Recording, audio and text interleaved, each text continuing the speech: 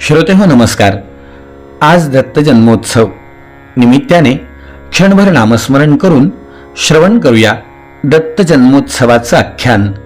दिगंबरा दिगंबरा श्रीपाद वल्लभ दिगंबरा, दिगंबरा दिगंबरा श्रीपाद वल्लभ दिगंबरा, श्रीपाद वल्लभ दिगंबरा, श्रीपाद वल्लभ दिगंबरा, श्रीपाद वल्लभ दिगंबरा, दिगंबरा दिगंबरा श्रीपाद वल्लभ दिगंबरा. हो दिगंबरा दिगंबरा श्रीपाद वल्लभ दिगंबरा.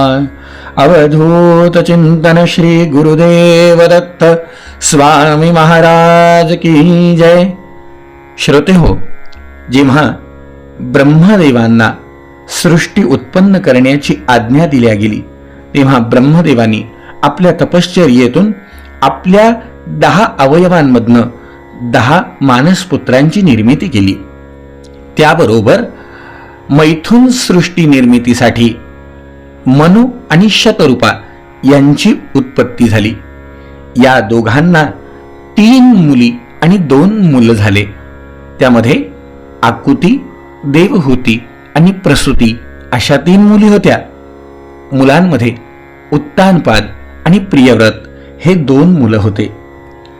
ब्रह्मदेवांच्या आज्ञेप्रमाणे मनु महाराजांनी आपल्या आकुती मुलीचा विवाह रुची प्रजापतींबरोबर केला. प्रसूतीचा विवाह ब्रह्मदेवांच्या अंगठ्यापासून निर्माण झालेले दक्ष प्रजापती यांच्यासोबत केला गेला आणि देवहूतीचा विवाह ब्रह्मदेवांच्या सावलीपासून निर्माण झालेले कर्दम महामुनी यांच्यासोबत केला गेला. पुढे यांनाही प्रजा उत्पत्ती करण्याची आज्ञा दिल्या गेली.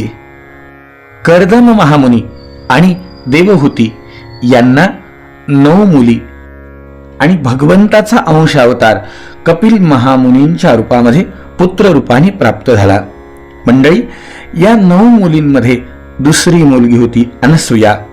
या अनसूयेचा विवाह ब्रह्मदेवांच्या नेत्रांपासून उत्पन्न झालेले अत्री महामुनी यांच्या सोबत झाला.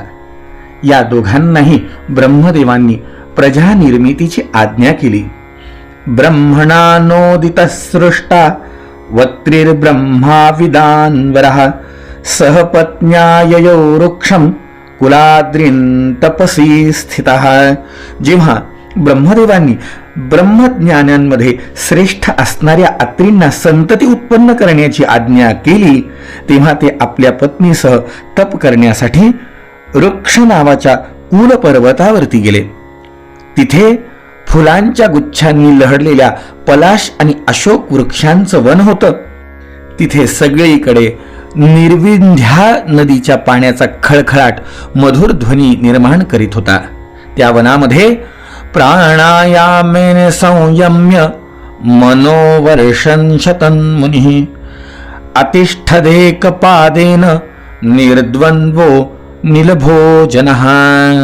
त्या वनामध्ये मुनींनी प्राणायामाने चित्ताला वश करून 100 वर्षापर्यंत केवळ वायुभक्षण करून थंडी, ऊन, वारा, पाऊस या द्वंद्वांची पर्वा न करता एका पायावर उभं राहून तप केलं. त्यावेळेला मनोमन अशी प्रार्थना भगवंताला ते करत होते. शरणंतं प्रपद्येहं य एव जगदीश्वरः. जो कुणी संपूर्ण जगाचा ईश्वर आहे त्याला मी शरण आलो आहे. त्याने मला स्वतः सारखेच संतान द्यावे.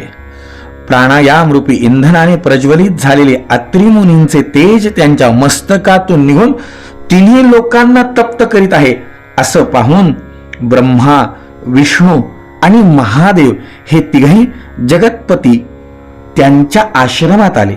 अत्री मुनींसमोर आले. त्यावेळेला अप्सरा, मुनी, गंधर्व, सिद्ध, विद्याधर आणि नाग त्यांच्या सुयशाचे गायन करीत होते. मंडळी, त्या 3घांचे एकाच वेळी आगमन झाल्याने अत्री मुनींचे अंतःकरण प्रकाशमय झाले. त्यांनी एका पायावर उभे असतानाच त्या देवदेवतांचे दर्शन घेतले आणि नंतर जमिनीवर साष्टांग प्रणाम करून अर्घ्य पाद्य फुलं आदी पूजेची सामग्री हातात घेऊन त्या तिघांचंही त्यांनी पूजन केले. ते तिघही हंस, गरुड आणि नंदी या वाहनांवर बसलेले होते. त्यांच्या हातामध्ये कमंडलू, चक्र, त्रिशूळ आदी चिन्हांनी ते युक्त होते. त्यांच्या डोळ्यातून कृपेचा वर्षाव होत होता. मुखावर मंद हास्य विलसत होतं.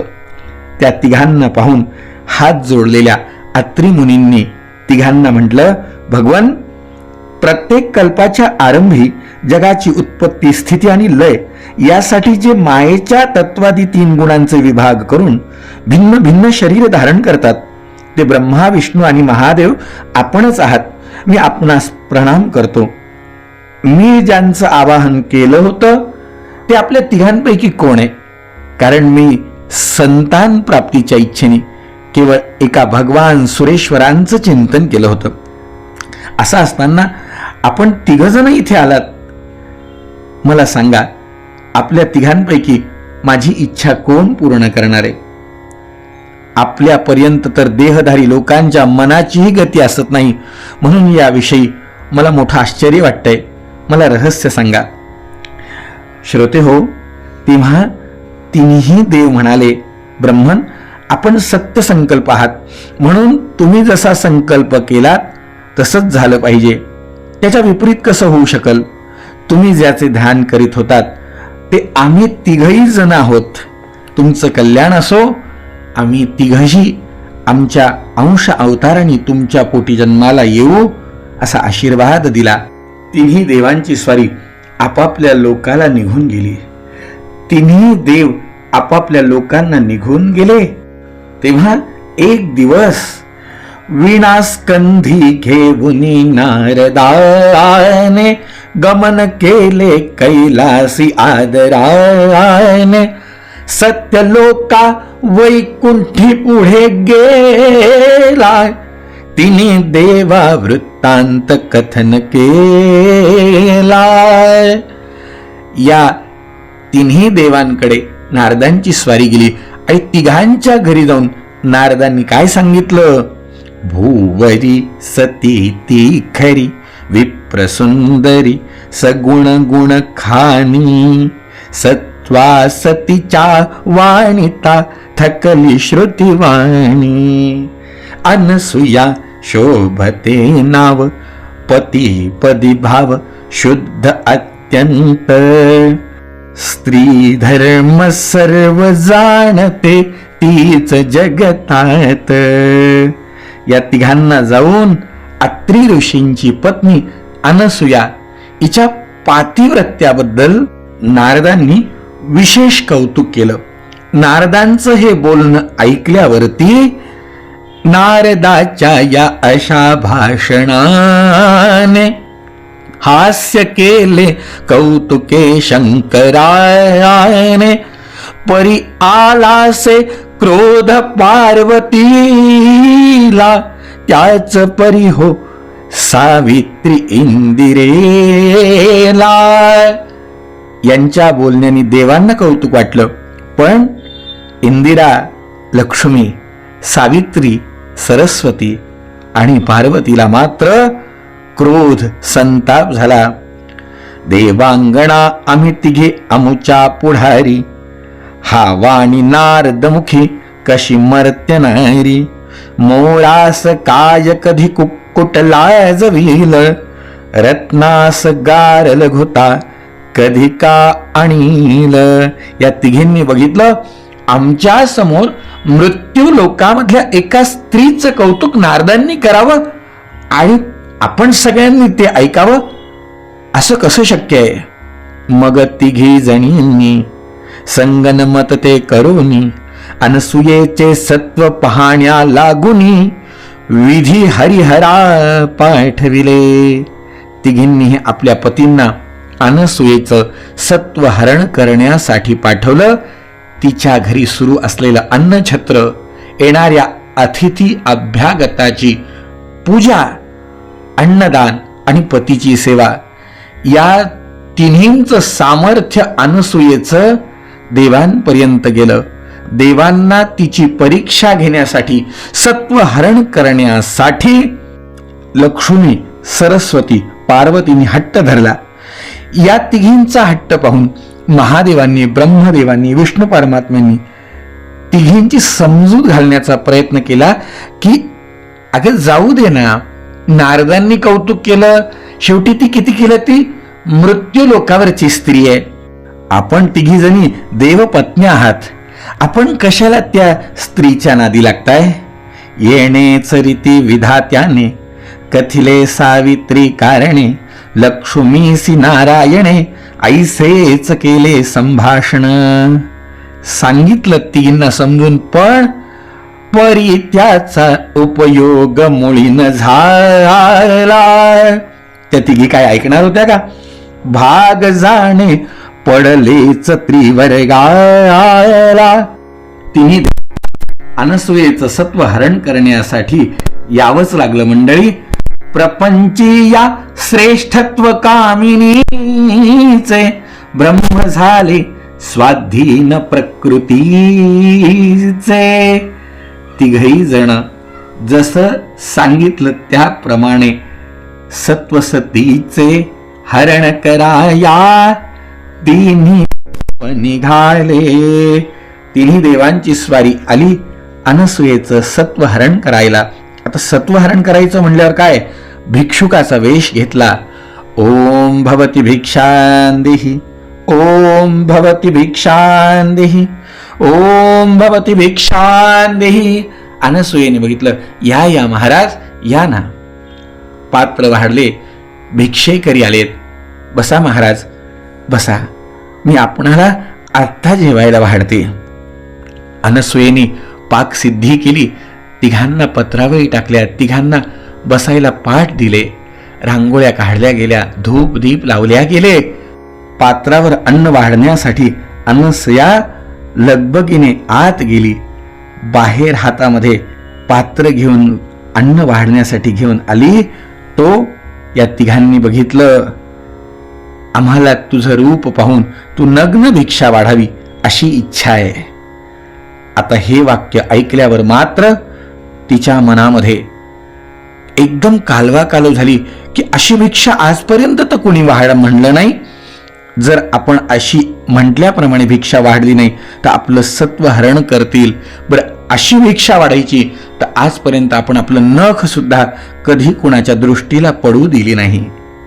ऐशी झाली आडविहीर अनसूयेसी साचार, परिपोक्त करोनी विचार ऐसे तिनी ठरविले.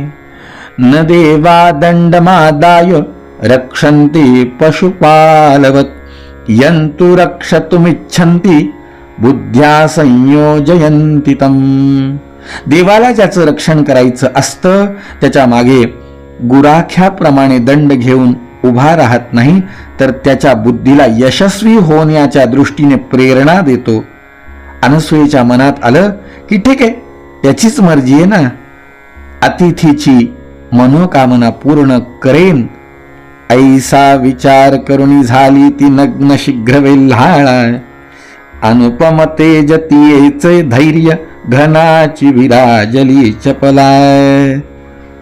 एक्या करी अन्न पात्र, एक्या करी पतीचे तीर्थ, घेऊन सिंचिले त्रिवर्गाप्रत, बालके करून टाकिले. ठीक आहे असं म्हणून तिने आपल्या उजव्या हातात पाणी घेतलं, डाव्या हातामध्ये वाढण्यासाठी अन्नपात्र घेतलं. समोर आली आपल्या हातातलं तीर्थ पतीच्या पायांचं, ते या तिघांच्या अंगावर शिंपडलं. मग काय हो, तीन अनसूयेचे सत्व आगळे, तिन्ही देवही झाली बाळे, झाली बाळे. त्रैमूर्ती अवतार मनोहर, तिघही जण बाळ झाले. अनसूयेने पटकन दिशी त्यांना मांडीवरती घेतलं. दुर्वास नाम दिधले सतीने शिवाला, तैसेच चंद्र बुध हो चतुरायननाला. श्री पंढरीश भगवान हरिजो रमेश, श्री दत्त नाम दिधले नमुनी पदायस. बालके तिन्ही अंकी घेऊनी, खेळवी तया गीत गावनी, तुम्ही आहात तिघे जगत सोय रे, जाहला परी माझी लेकरे. अनसुयेने बघितलं, जगाचे आपण तिघही सोयरे आहात, पण आज माझी बालकं झालेत. तिघांना मांडीवरती घेतलं. अत्री ऋषी तप करून आले. तो या 3 बाळांना पाहिलं, सगळी हकीकत ऐकली, मनात आनंद झाला. आपल्या समोर 3 बालके डोळे लावले, आपल्या दिव्य दृष्टीने पाहिलं. ब्रह्मा, विष्णू, महेश तिघांना पाहिलं. किती आनंद वाटला. जेव्हा अनसुयेने हे सगळं सांगितलं तेव्हा कांतेचे वच्छ ऐकता निजमनी, अत्री ऋषी तोषले, प्रत्येका निरखोनिया आतुरते, प्रेमे बहु लागले. भार्ये हे आदिदेव साच असती, ब्रह्मांड उत्पादिते, झाले कुंठित यास पाहुनी पहा, वानावया वेदते. अनसुये, अगं तुला माहितीये का, वेद सुद्धा ज्यांचं वर्णन करू शकत नाही, वेदांनाही नाही कळला अंत पार ज्याचा. अगं हे तर वेदांना सुद्धा न कळालेले ब्रह्मांडाचे उत्पादन करणारे ब्रह्मा, विष्णू आणि महेश्वर हे तिघही जण आहेत. मग काय हो, काय आनंद झाला. पाळण्यामध्ये त्यांना टाकलंय. रोज पाळणा म्हणायचा, आनंद घ्यायचा. इकडे अनसुया आनंदी आहे, पण तिकडे तिघी जणी घरी आपल्या वाट पाहत होत्या, हे 3 देव येतील कधी. जेव्हा तिघही येत नाहीये तेव्हा नारदांना तिघींनी पाचारण केलं. विचारलं, काय असं झालं की आमचे पती घरी येत नाहीयेत. तेव्हा अनसुयेच्या या अलौकिक आविष्काराबद्दल नारदांनी तिघींना कल्पना दिली. तिघी जणी आपल्या पतींना घेण्यासाठी अनसुयेच्या दारी आल्या. मंडळी, हात जोडून तिघी म्हणाल्या, आम्ही प्रकृती शुद्ध ज्ञान अमुचा, वाट्यास ना याजनी, त्या ते जाणीती एकची अनसुये, सद्भक्त चूडामणी. तिघी जणी म्हणाल्या, अनसुये, अगं 6 महिन्यापूर्वी आमचे पती तुझ्याकडे आले होते, तू त्यांची बाळं केलीत, आमचे पती परत दे. अनसुयेने बघितलं, जा ना घ्या, ते बघा त्या तिघ पाळण्यामध्ये आहेत. तिघी जणी आल्या. मंडळी, एका पाळण्यामध्ये तिघही जण छान खेळत होते. तिघांनी आपल्या पत्नी आलेल्या पाहिल्या, तिघही जण पालथे झाले. आता आपला पती निवडायचा कसा. तिन्ही देव सारखे दिसत होते. मनामध्ये तिघी जणी विचार करत होत्या, आपण तर यांना आता ओळखू शकत नाही.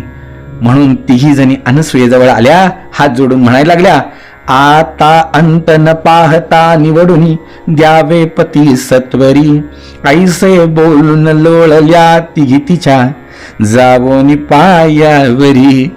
त्या तिघी जणी म्हणतायत, आम्हाला आमचा पती ओळखू येत नाही. अनसुयेने विचारलं, अगं अशा कशा तुम्ही पतिव्रता ग, मग तुम्हाला पती ओळखू येत नाही. आणि मग येऊनी पतीचे चरण तीर्थ. अनसुयेनी आपल्या पतीचं पुन्हा चरण तीर्थ घेतलं. घेऊनी पतीचे चरण तीर्थ, सिंचन केले बालकाप्रत, तैते प्रगटुनी मूर्तिमंत, विष्णू पिनाक विधायता. पती तिघींचे देऊनी तिघीलाही, साध्वी झाली दुःखीत मना ठाई. इनी पाणी शिंपडल्याबरोबर पुन्हा ब्रह्मा, विष्णू, महेश प्रगट झाले. तिघींना तिघींचे पती दिले, पण आता मात्र अनसुयेच्या चेहऱ्यावर पुन्हा दुःखाचं सावट दिसतंय. नग्न होऊन निम्या भीक वाढीयेली. देवांनो, तुमच्या म्हणण्याप्रमाणे मी नग्न होऊन तुम्हाला भिक्षा वाढली, तयाची का पूर्तता अशी झाली. त्याचा शेवट असावा हवा का? का बरं? अनसुया भक्ती आहे, मी निपुत्रिक आहे. आता मला हा आनंद मिळत होता, पण तो आनंद सुद्धा आता हिरावून घेतला गेला. अनसुया जेव्हा असं दुःख व्यक्त करायला लागली, तेव्हा अत्री ऋषी त्यावर तिघा करुणी नमस्कार करिता झाला मधुरोत्तर. येणे रीती पाहते हात जोडून अत्री ऋषी म्हणतायत, जे थोर ते सत्व पहावयाला, येती परी ना करीती छळाया. तुम्ही तिघे या जगतात मोठे, जाता परी कर्म करो निखोटे. तुम्ही तिघही देव आलेत, सत्व पाहायला आले, ठीक आहे, पण सत्व पाहायला नाही, तुम्ही छळायला आले. तुमचं नाव मोठं आहे पण कर्म मात्र खोटं आहे. अत्री ऋषींचं हे बोलणं ऐकलं. ब्रह्मा विष्णू महेश्वरांची स्वारी भक्ती आहे. हताश मनी भान हो मुनिवरा, वरा मागणे, आम्ही नजरी तो दिला तरीच दोष हा लावणे. तुम्हा उभयतांप्रती आम्ही प्रसन्न झालो पहा. सती अनसुया शुची, विमल कीर्ती साध्वी महा. आम्ही तिघेही प्रसन्न झालोय. आम्ही तुम्ही मागाल ती नाही दिलं तर मग आमच्यावर हा दोष लावा. तिघांसारिखा पुत्र भावा आम्हासी, नसावा परी एकही दोष त्यासी. यांनी बघितलं, ठीक आहे, तुम्ही म्हणताय ना मागा. तिघांसारखा पुत्र भावा आम्हासी, तुमच्या तिघांसारखा पुत्र झाला पाहिजे आणि नसावा परी एकही दोष त्यासी, त्याला कोणता दोष नको. असे ऐकता देव चित्तास धाले, जणी कौतुका या परी तेथ केले. तिघांनी कौतुक केलं. म्हणलं नक्कीच नक्कीच, आपल्याला माहिती आहे ब्रह्मदेवांनी चंद्ररूपामध्ये अनसुयेच्या आश्रमात वास्तव्य केलं. महादेवांनी दुर्वास मुनींच्या रूपामध्ये आपला वास ठेवला आणि तिघांना मिळून एकत्र ब्रह्मा विष्णू आणि महेश या तिघांनी अनसुयेच्या आश्रमात हेमंती मृगशीर्षी संध्याकाळी प्रदोष समयाला, पदनत रक्षक ऐसा दत्त प्रभू पौर्णिमेस अवतरला. हेमंत ऋतू, मार्गशीर्ष महिना, प्रदोष समय, संध्याकाळची वेळ, पदनत रक्षण करण्याला दत्त प्रभूंच्या रूपामध्ये ब्रह्मा विष्णू आणि महेश या तिघांचंही एक रूप घेऊन हेमंत मार्गशीर्ष पौर्णिमेला भगवान दत्तात्रेयांनी अवतार घेतला. अवधूत चिंतन श्री गुरुदेव दत्त दत्त दत्त, तीन शिरे सहा हात तया माझा दंडवत. भगवंतानी 3 शिरे 6 हात, काखे झोळे पुढे श्वान, नित्य जान्हवीचे सान. माथा शोभे जटाभार, अंगी विभूती सुंदर, शंख चक्र गदा हाती, पायी खळावा वाजती. तुका म्हणे दिगंबर, तया माझा नमस्कार. अवधूत चिंतन श्री गुरुदेव दत्त. भगवान दत्तात्रेयांचा अवतार झाला. सगळ्या विश्वानी त्यांना नमस्कार केला. मंडळी, आपणही त्या भगवंताच्या चरणी वंदन करू. आपणही प्रार्थना करू. सदा सर्वदा योग तुझा घडावा, तुझे कारणी देह माझा पडावा. उपेक्षू नको गुणवंता अनंता, रघुनायका मागणे हेची आता. अशा प्रकारे भगवंतांनी आपल्याही जीवनात दिव्य योग घडून आणावे. मन आपलं ज्या ज्या ठिकाणी मन जाय माझे, त्या त्या ठिकाणी निजरूप तुझे मी ठेवितो मस्तक. ज्या ठिकाणी तेथे तुझे सद्गुरु पाय दोन्ही. अवधूत चिंतन श्री गुरुदेव दत्त दत्त दत्त. स्वामी महाराज की जय. जय जय रघुवीर समर्थ.